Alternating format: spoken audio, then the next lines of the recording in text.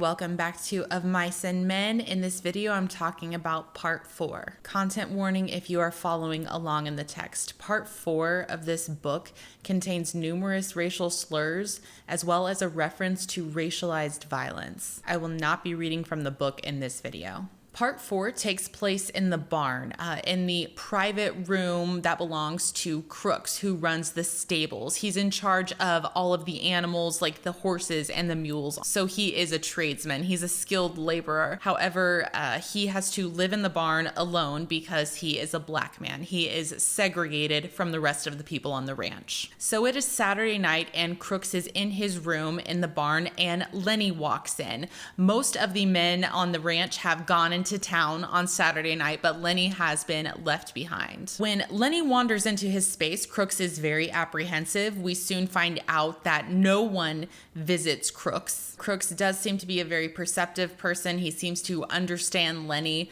pretty quickly, and the two of them have a conversation. This scene is really very heavily focused on Crooks. It's almost like a monologue as we learn about his personal history and his thoughts. Now, Lenny kind of inadvertently tells Crooks about the farm that they are planning on buying, and Crooks does not believe him. He says, "I have seen 100 guys just like you. They all say they're going to buy land and no one ever actually does it."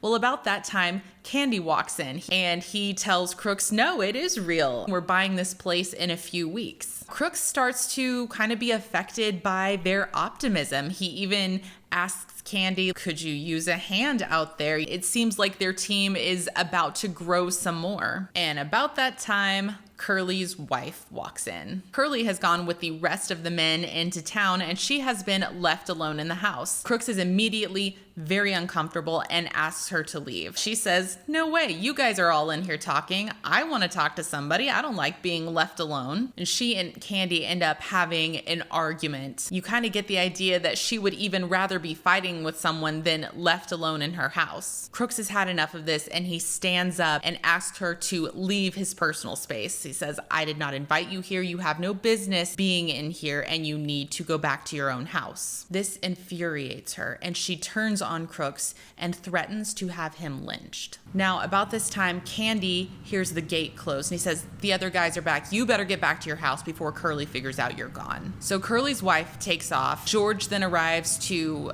take Lenny back to the bunkhouse. And just before Candy leaves, Crooks calls out to him and says, "I was just joking about joining you guys on the farm. I wouldn't want to go to a place like that." And that is the end of chapter 4.